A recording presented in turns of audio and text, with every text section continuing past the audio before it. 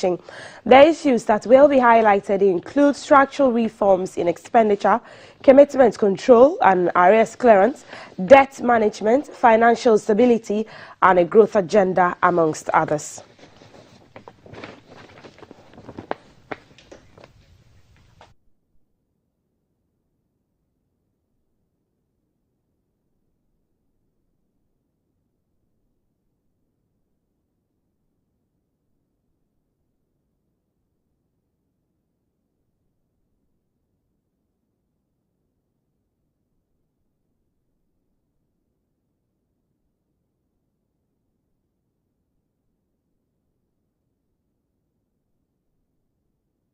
More finance issues. Defunct gold trading company Men's Gold says it will begin payments to its customers soon following a successful completion of the transaction validation process.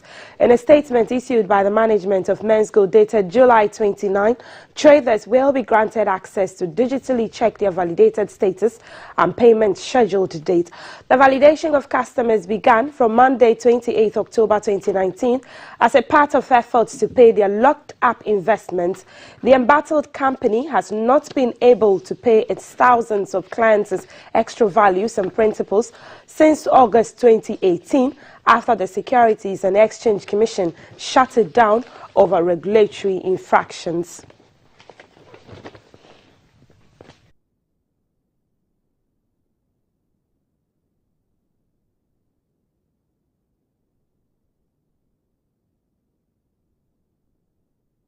Let's take you to the Ashanti region. Unfortunate news as the Dwaboso MP Kwabena Mintah Kando is responding to treatment after he was involved in a near-fatal car accident in the Ashanti region.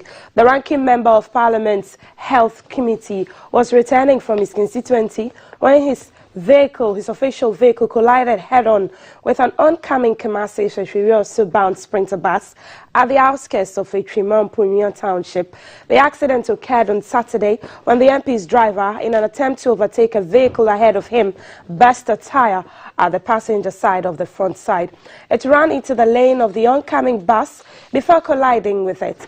The accident has left the NDC MP's vehicle with registration GN441-14 and that of the sprinter, also with registration AS7363-18, mangled.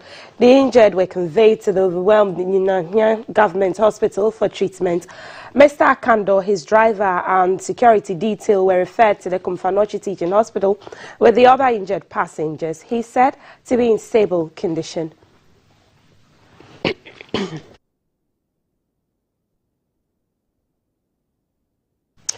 Now, the medical superintendent of the Suntrese Government Hospital in the Kwadoso municipality of the Ashanti region, Dr. Ejako Poku, says the government's directive to public hospitals to pay for their electricity consumption needs broader consultation with key stakeholders. This, he says, will ensure that access to quality and equitable health care in the country is not compromised on due to cost. Interacting with some journalists in Kumasi, Dr. Ejako Poku says if the new directive is carried out through and through, delivering some critical services would be reconsidered. Poku says already some of the facilities will need about 5 years to offset their indebtedness to the power producer due to low revenue generation. Quantity of electricity we use and amount charging and looking at our levels, there is no way we can pay them because for government hospitals we can't charge as private hospitals do. Beyond that, emergency cases, you must see the patient before you even talk about it. If the patient dies, some don't even come to pay. On the way forward, the Suntrese Government Hospital's medical superintendent said some aspects of hospital functions, such as the mortuary, could be commercialized to generate more funds. A hospital that has a mortuary should be able to pay for the electricity bill because that place is not covered by health insurance and they make money from that basis. That we have no problem with it. If a hospital has a canteen which they generate income, well, they should pay for the electricity. Administration should have prepaid meters so that we don't leave our offices there till the next day.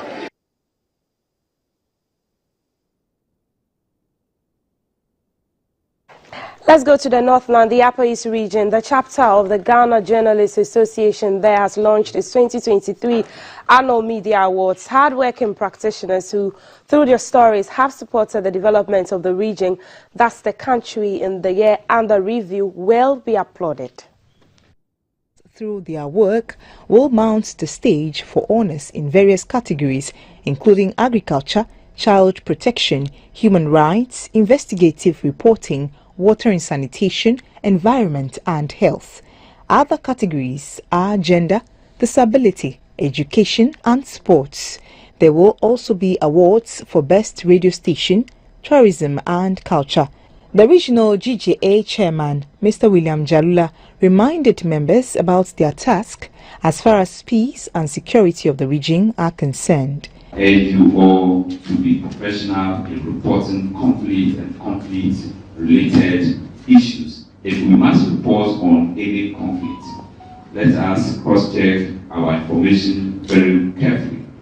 A chairman of the Upper East Regional Media Advisory Committee, Mr. Robert Ejeni, said the media in the region has worked hard and deserved applause. He reminded them to always apply the ethics of the profession in their work. When you also want to make a reportage, if you haven't examined the material to be good enough, don't put it into the media. A 3-member committee has also been inaugurated to receive and vet entries for the second edition of the Media Awards to be held on 6th October 2023. It has the theme Safeguarding the Peace and Security of the Upper East region, the role of the media.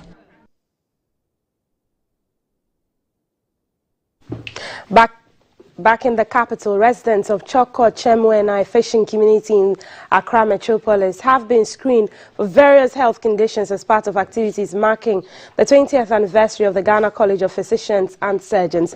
Director of the college, Professor Richard Adonu, suggested the absorption of the cost of health screening by the National Health Insurance Scheme to encourage regular checkups to avoid needless deaths.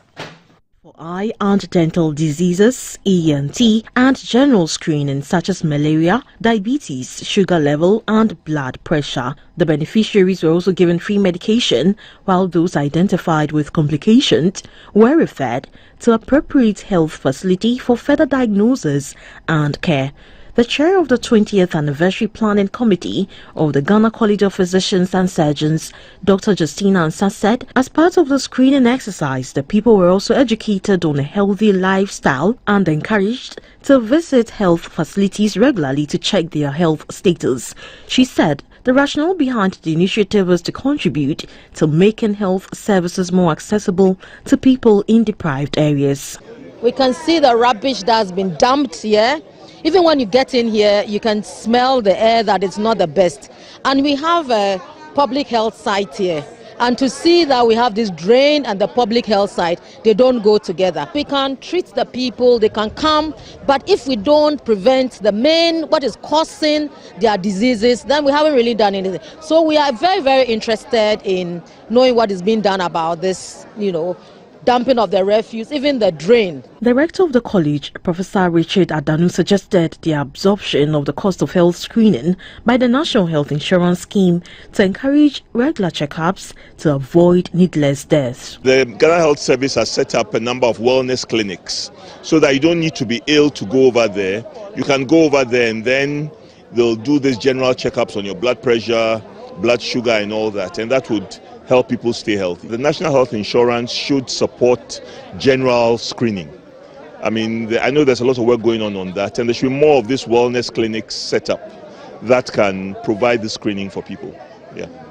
Residents were grateful to the fellows and members of the college and team of health personnel from the Mamprobi Polyclinic for bringing healthcare delivery to the doorstep of residents. The Ghana College of Physicians and Surgeons has been acknowledged as a key institution that has aided in preventing the brain drain of specialists in medical professionals in Ghana.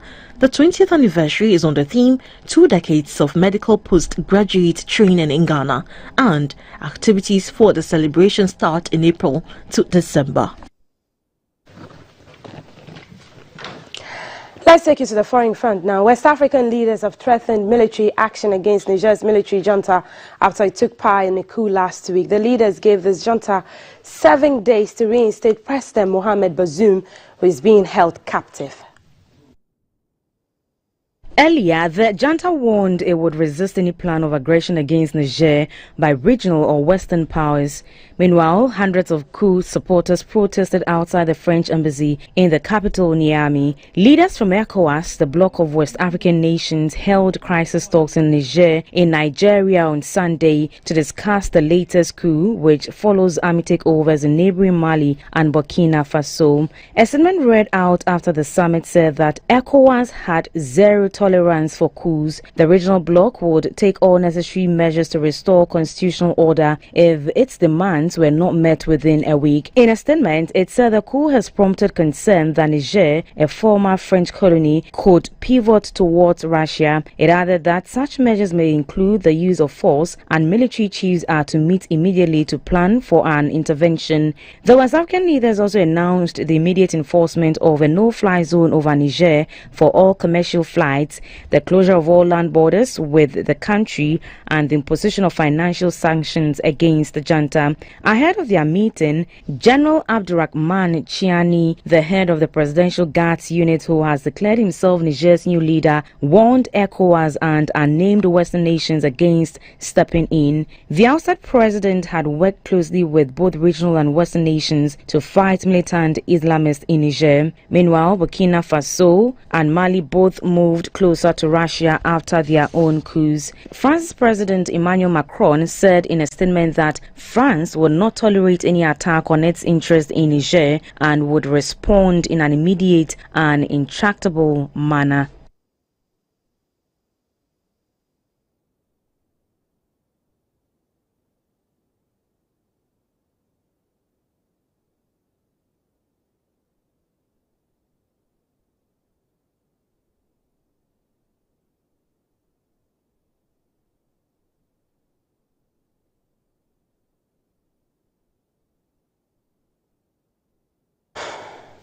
And more on the Niger coup. There's a communique that came in as of yesterday from ECOWAS, and at the 51st Extraordinary Summit of the ECOWAS Authority of Heads of State and Government on the political situation in Niger. Now, it says that the Authority of Heads of State and Government of the Economic Community of West African States, ECOWAS, met in an extraordinary session in Abuja, Nigeria yesterday, under the chairmanship of His Excellency Bola Ahmed Tinubu, President of the Federal Republic of Nigeria and Chair of the ECOWAS Authority. The extraordinary summit was convened in response to the latest political developments in the Republic of Niger since the 27th July 2023 coup d'etat. Present at the summit were the following heads of state and government and mandated representatives: His Excellency Patrice Talon, the President of the Republic of Benin; His Excellency Alassane Ouattara, President of the Republic of Côte d'Ivoire; His Excellency Adama Barrow, President of the Republic of the Gambia; His Excellency Nana Addo Dankwa Akufo-Addo, President of the Republic of Ghana. Also present, His Excellency Umaru Sissoko Embalo, President of the Republic of Guinea-Bissau; and the ECOWAS Chair, His Excellency Bola Ahmed Tinubu, President of the Federal Republic of Nigeria. His Excellency Macky Sall, President of the Republic of Senegal, was also present, and His Excellency Faure Gnassingbé, President of Togolese Republic, among other presidents, were present at the meeting. Now, they did say that the authorities having to take cognizance of the condemnation of the attempted coup and illegal detention of President Bazoum and members of his family and government by the neighboring countries, the African Union, United Nations, European Union, United States of America, China, Russia, La Francophonie, the Commonwealth, the OIC, and other partners. They recall the principle of zero tolerance for unconstitutional change of government as enshrined in the ECOWAS and African Union protocols and other instruments. Now, it suggested some resolves that will be rolled out as time goes by in an attempt to kill the coup that's raging on in Niger. At least 37 people have been killed in an explosion in Pakistan during a rally organized by an Islamist party on Sunday. More than 100 people were also injured in the explosion in the northwest Bajur district. Police told reporters that they have found evidence suggesting the explosion was a possible suicide attack. A rescue operation has been completed and all injured have been taken to the hospital. The motivation behind the attack is not yet clear,